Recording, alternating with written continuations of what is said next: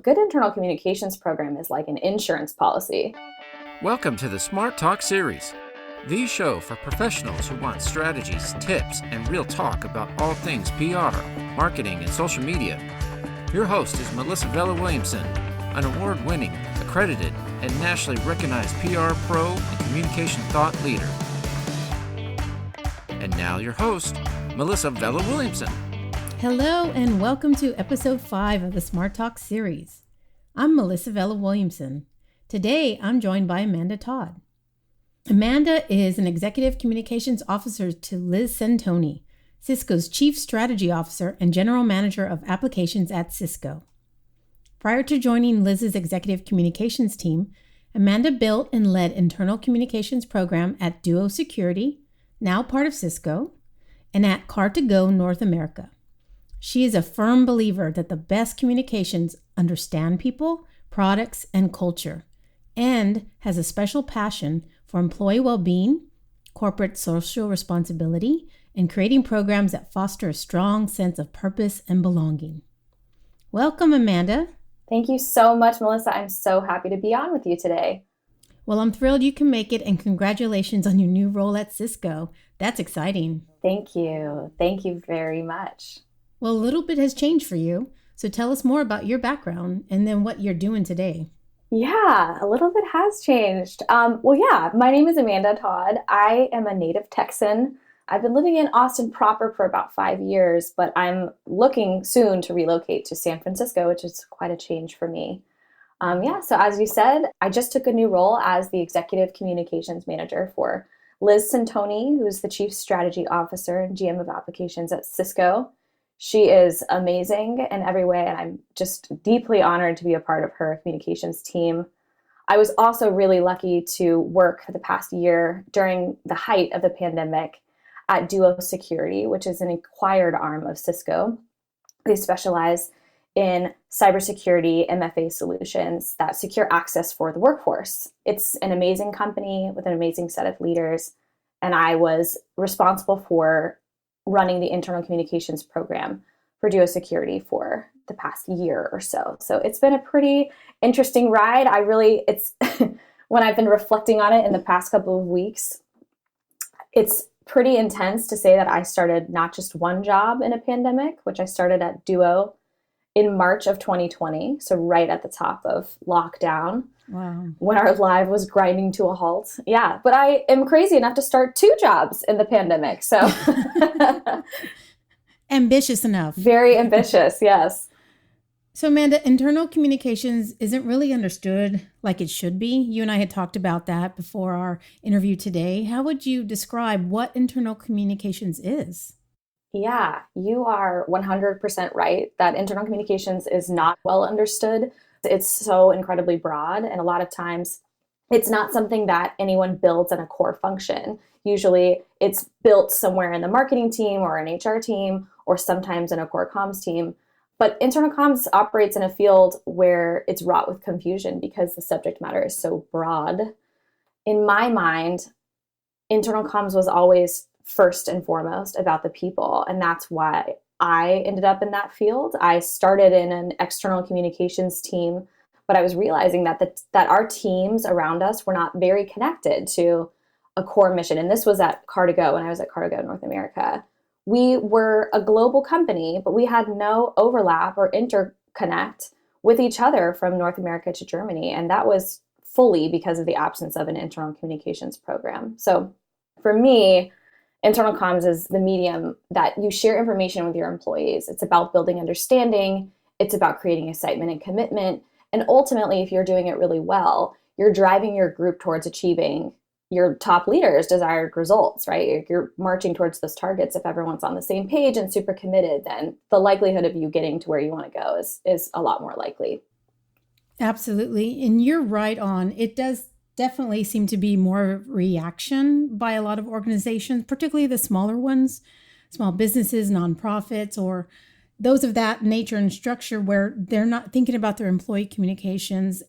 And often when I work with them, because I have more of an external role, they're usually surprised when I put their employees as their primary audience when we start a campaign. And that's because if employees aren't aware of what an organization is doing, and they're not educated on new initiatives, services, or programs, as you know, any type of new protocol you're rolling out, then the customer can absolutely feel that on the external side. And employees should be our number one brand champions. So thank you for sharing why that's so important today. Sure. And I mean, that's how I recommend it for leaders as well. A good internal communications program is like an insurance policy. And you don't want to get to a place as a top leader where you're having a crisis of some sort or something is happening or a pandemic is going on and you don't have anyone to talk to your employees, right? Like the worst thing you can do is have news about your company coming out without any clarity going on inside of your organization. So a good internal communicator will take a look at the holistic playing field and they'll help you avoid those types of crisis situations, and they'll have a plan in place and they're always going to have your back. That's so important. And I've seen it done so many times where top leaders, they get in these situations where we're like, I'm confused and our employees, they're not performing well and everyone's gossiping. And it's solely because there's not someone sitting there dedicated to listening to what your people really want to hear, what kind of information is working for them, what's not. That internal comms function should sit right next to all of the top leaders and really be evaluating what you need to achieve your goals, right? Like that's a hugely important thing. Yes. If you don't tell people what's going on, I always say they will fill in the gaps themselves. Yeah. So you talked about the pandemic, and that's still on everyone's mind. What internal communication practices worked well for you in the work you do during the pandemic? So internal comms was critically important. And I think that it's been really interesting to watch LinkedIn or job posts explode with the need for internal comms people in the past year. I've noticed that trend happening. I think other practitioners will probably notice that trend happening. Like the strategic need for a function like this became extremely clear when every single one of us were forced to work remotely, right? You're distributed more than ever. You have to find a way to stay connected. And the best way to do that is through internal comms. And not just that, but you were 100% right when you say people will make up their own minds in the absence of information. They'll derive their own conclusions. So internal comms really had to step in fast when there was so much confusion and movement happening at the top of 2020 last year, right? Everything changed. And so those internal comms people became not just a tertiary function anymore. They became singularly important to make sure that our leaders are connecting with our workforce. They are letting them know, hey, this is what we're going to be doing, staying super connected. So I think that as comms people, there was probably a huge overcorrection of information. And even if we didn't have all the answers, it was better to just put something out in the world from our leaders and from each other versus nothing at all, right? Like it was the only thing keeping us kind of holding on to each other and holding on to what was going on and trying to make sense of all the chaos that was unfolding around us. And it was two ways, right? There was some logistical things that obviously needed to be told, but the real heart of internal comms, at least from the way that I approach the job, is bringing heart into that message, right? Like the most important thing was your safety. And it was a really tough time. I mean, all through 2020 last year, it's not just the pandemic, but you know, social justice was at the top of everyone's minds, and really leaning in heavy into those conversations and not being afraid to bring that to our all hands stage or bring that to our email communication of, okay, this is what we're doing. We're not working from offices. And, you know, we were back on WebEx calls back to back all day long. But really what needed to be happening as well to foster a sense of connection to the business is to lean in and have a conversation about what was actually happening around us in our real lives. Like parents are dealing with trying to teach kids remote learning and while also working at the same time. And it was a tough time. So internal comms really stepped in to help fill those gaps of not only getting the information of what you need to do your job, but also to create a space that's psychologically safe to have conversations that are extremely tough and usually don't really happen inside of a workplace. And I think that Cisco specifically, from my experience, did this extremely well. Well, you're really teeing me up here. Our final episode for this season and this series will be about real talk. And that's exactly what you're describing, Amanda. With internal communication, how you're talking to employees and having those honest conversations, even when you don't have an answer at that moment, but you're at least acknowledging that there's a question out there. You're saying, hey, I see the elephant in the room. We know about that elephant, and here's what we're working on to relate to that elephant, for example. It's really important in really so many ways. And it doesn't matter how awkward or tough a topic is, people are still going to want to talk about it. And that's definitely real talk. So kudos to Cisco for having that real talk and acknowledging what your employees actually need communication on. That's the key to success and really restoring our communities as we move forward. When we look ahead, Amanda, what do you think internal communications will be like in a post-COVID world? Yeah, I have been harping on this point for probably the past 6 months. I think my team, I've been saying, internal comms is not just something, it's no longer an internal post office, right? Like, we're not just sending emails anymore. We are a strategic, measurable function that's having material impact on the business. And even though internal comms is an interesting field because we're expected to be everywhere all at one time, we are expected to listen and learn and provide avenues for feedback and two-way communication while also designing these top-level messaging. I think that leaders, especially after a year like we've just had, have recognized the importance of having someone dedicated to doing those things, someone who is being their eyes and ears of the organization, and someone who's not afraid to come into these leadership meetings when you're talking about ARR and you're talking about bookings and you're talking about revenue. And along with your people in communities or your HR directors, like, right, who's thinking about what your people need and what kind of information they need to do their jobs. And it's not just numbers and revenue anymore. It's about feeling connected and a sense of purpose to the business. So I think that especially in a post-COVID world where we are entering the future of work now, right? We're in a hybrid environment. It's highly unlikely that the entire workforce will go back to the office and things will return to the way they were, right? We're in a totally new world. So I think having those dedicated internal communications people and team that are truly focused on employee communication, change communication, all of these things is going to be more important than ever. I think that has already started. I think that leaders are starting to see the value in what this can bring, especially if it was done, I think, in two ways. If your internal communication was done really well last year, and somehow you've managed to keep your employees really connected to the business on top of all the other things that were going on, then that validates this idea that internal communications is a worthwhile piece of the business. Alternatively, I think anyone who didn't have that and had an absence of internal communication and is trying to unwind some of that chaos and trying to pull people back to the center, they're also realizing that this is a really strategically important role. And I don't think that notion is going anywhere. So my hope for the future is that we have more people, when they're starting their careers, think about internal communication as its own bucket and as its own singular function that they want to be a part of, because it is such an incredibly important job.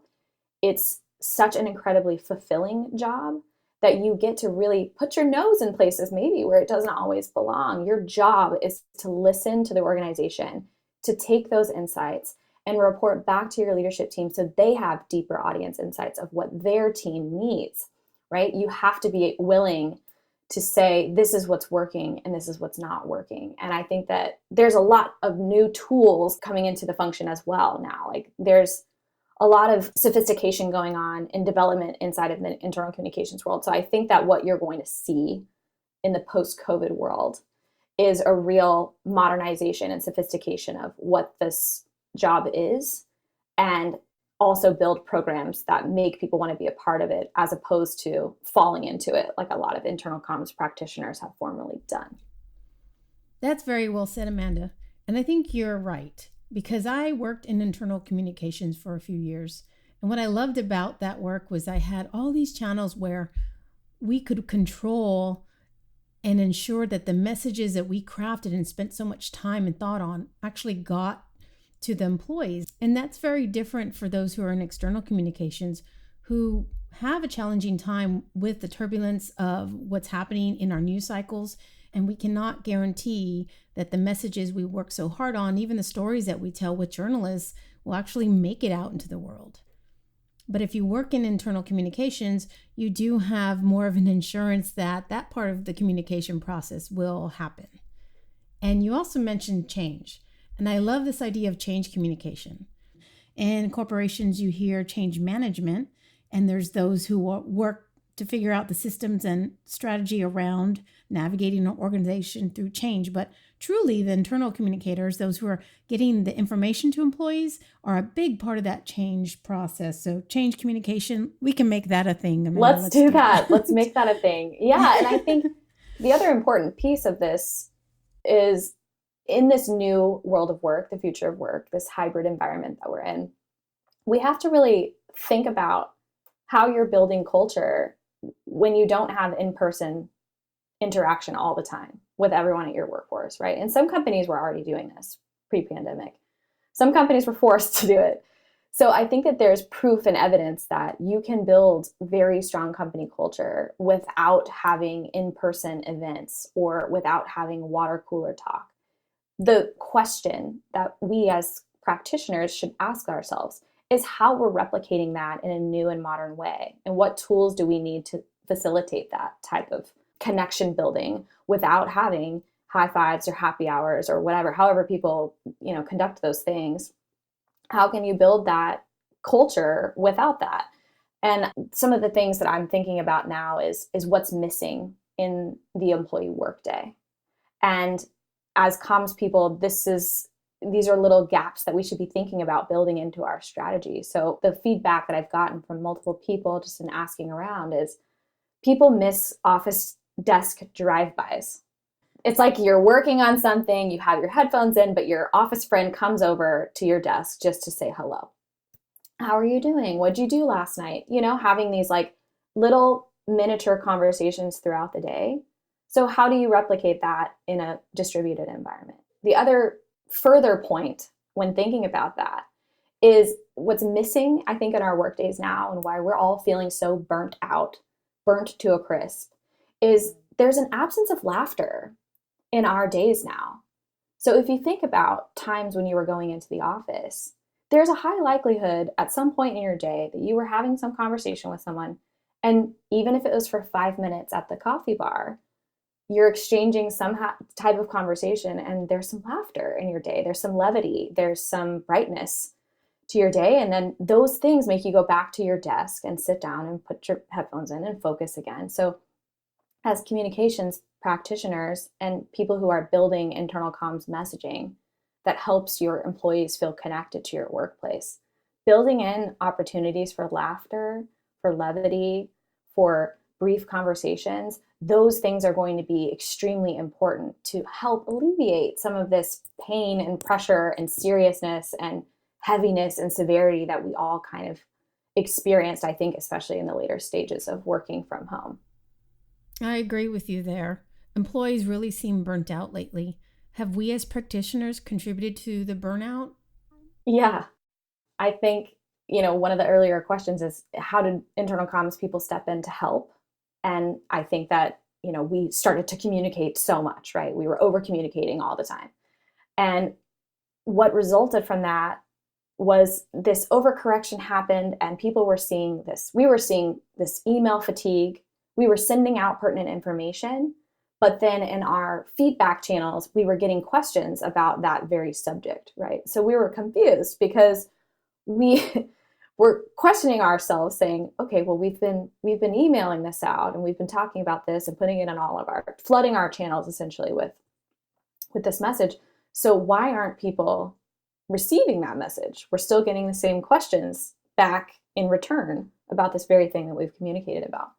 And it's because people just couldn't keep up. There was too much information coming out from too many different sources. So we took a serious look at our editorial plan and streamline what kind of messages were coming out. So, what we found is that there was no air traffic control going on in this remote environment, where typically we would have a better handle on it from an in-office perspective, especially knowing if you're walking by, an internal comms desk, hey, I need to send out this email. When can I do that? That was sort of lost, and everyone was just sending things haphazard, chaotic, and it was really contributing to overload. And then as a downside, people were really missing messages. The other thing is, I think people were so ingrained and deeply interested in maintaining a level of connection that we were on video calls all day long, every single day, back to back to back. And what it took away from our teams is it took away meaningful work blocks. So because people were trying so deeply and desperately to stay connected and keep their projects rolling, it was removing them from actually sitting down at their computers and working. Meaningful work became something that we could no longer do. So I think as internal comms people, we really had to take a look at how we can alleviate this. We've gone too far on the other side. Now we need to pull back the reins a little bit. And the other thing that's super important here is guilty as charged here. We were putting out a lot of messaging about self-care. You need to make sure you're taking care of yourself. You need to make sure you're taking care of your family. What we realized is that self-care is not the antidote to burnout. The antidote to burnout is less stress, less expectation to be on your screen all the time. It's building in better work blocks. It's building in more flexibility. What I've told our leaders is, a bubble bath is not going to help someone feel less stressed out at work, right? Telling someone to go do yoga is not going to help them feel like they have tackled this mountain of work. What we have to do is build in more meaningful time for them to tick off projects and work through their to-do lists without the expectation of being on a meeting all the time or being plugged in all the time or being connected all the time. So I think that we're getting smarter about that now in this new environment, but those are sort of three separate, distinct things that we as internal comms people have been working on, and how we contributed, and also how we can sort of alleviate that overcorrection. Yes, those are great. Those are great ways to be better support for employees during this time where things keep changing. And communicators do have to keep sending out more messaging as updates and rules and protocol have developed and evolved. Do you remember at the beginning, Amanda, there was a new mandate, a new rule, a new boundary, and just different points where we had to keep letting everyone know this is how we're going to operate now. So I can absolutely understand how, while that's necessary, can contribute to stress. Yep. And then I also saw from the outside, those who had not worked remotely before, there was a new pressure to be on video calls and on all these instant messaging tools so that they could show that they were working. And I just thought that's so terrible, because people really needed time to think and do the deep work that our jobs require. And also kids were at home, and we were literally teaching them during the workday in the beginning, and we couldn't control for that for such a long time. So I love the tips that you're pointing out. And I do think this is something we need to continue to champion and advocate for. So I'm glad you pointed those things out. Yeah, I think that, we have to stop over glorifying 60 hours of work. We have to stop putting that pressure on people. That is not the measure of good work. The measure of good work is its meaningful connection to the business, its retention. Like, these are really important measurement factors. It's not sending emails at midnight or 10 p.m. Of course, especially as comms people, we know more than anyone that deadlines are deadlines. And sometimes we're going to work in those sprints. But at the same time, we have to be willing to model the behavior that we expect from other people. And that's important for the leaders as well. We have to stop, especially in this environment and especially moving forward. We are responsible for making sure that we don't breathe too much life into someone who's connected 24/7. It's not a healthy balance, and it's not a sustainable balance. And I think comms people really need to think seriously about that as we build programs moving forward. Absolutely. Highlighting those who seem to have a better blended life, because I won't say balance, that's really tough for people right now, but more of a natural blend where work and life can coexist well together. That seems like a good representation of a healthy workflow. And you mentioned measurement. I know in external communications, PR, marketing, advertising, social media, measurement factors are very big and a big topic of conversation. How do internal communication professionals measure success?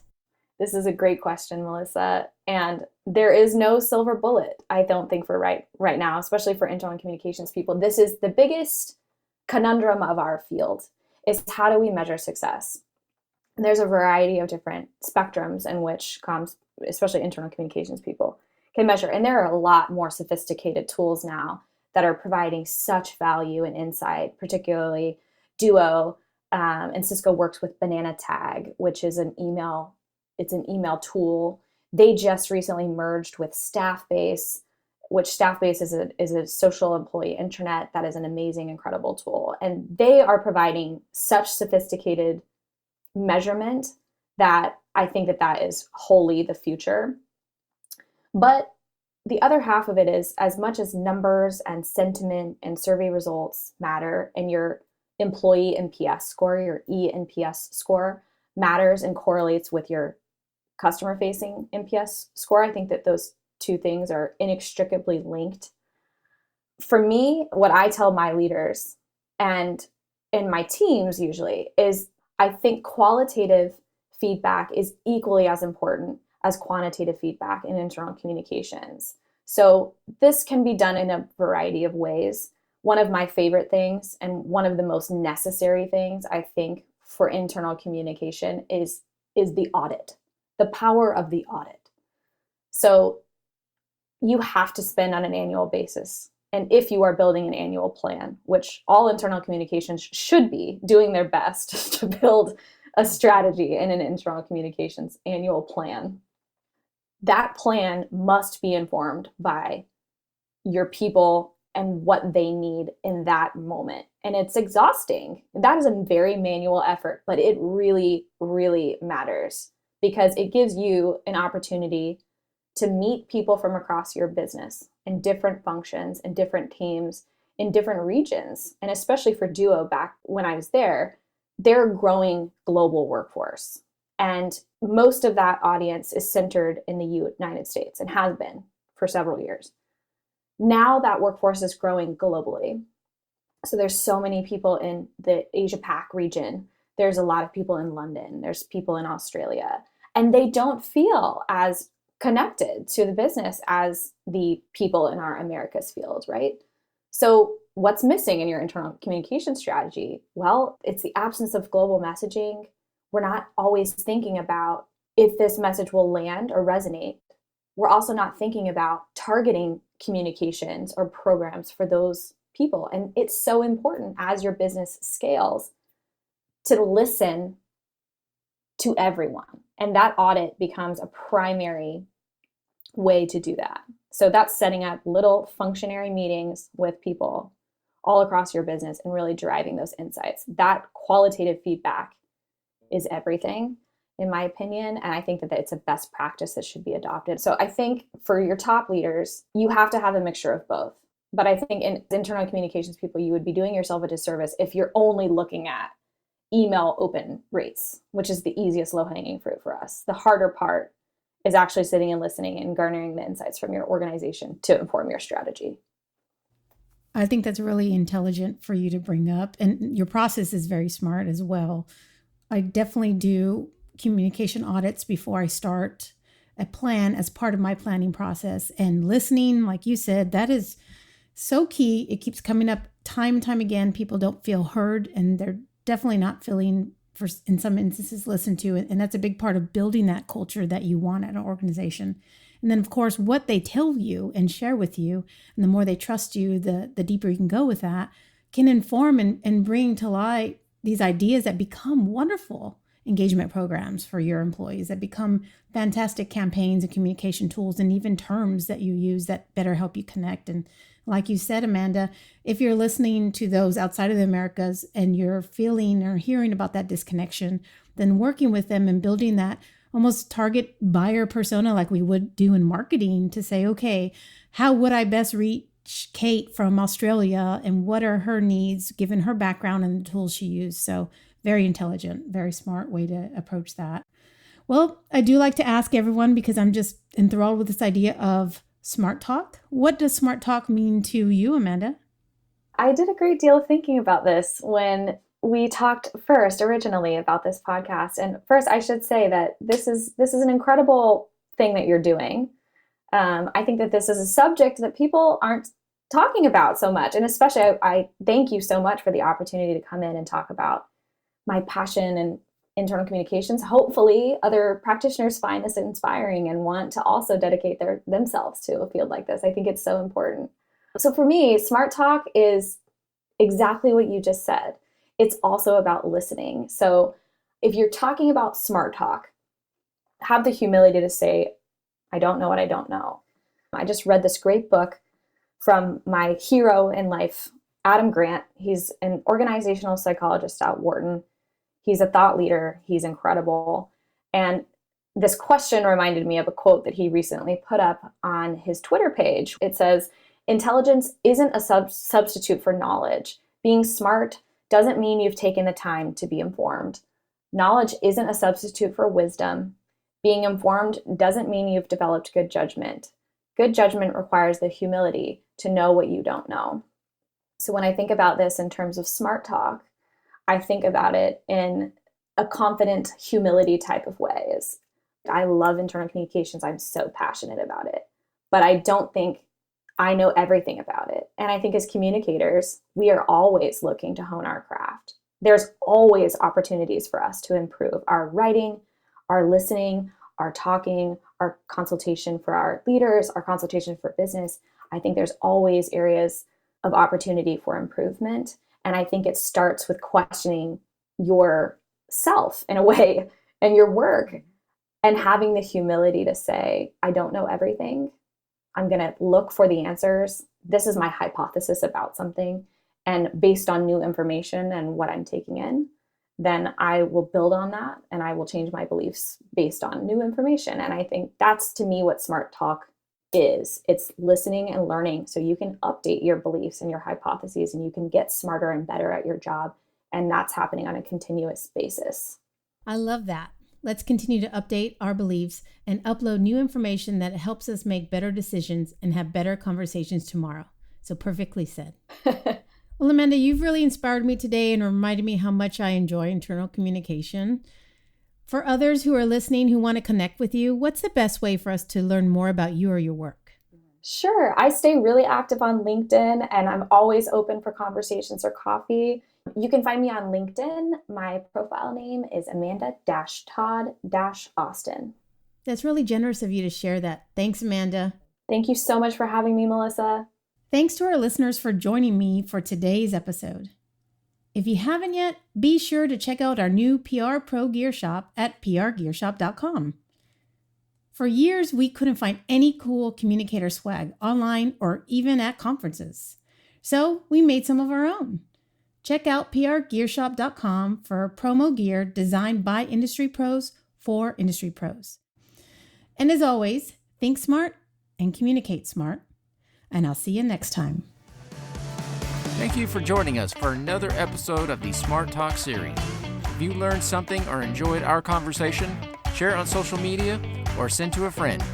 To learn more about this and other communication topics, visit mvw360.com.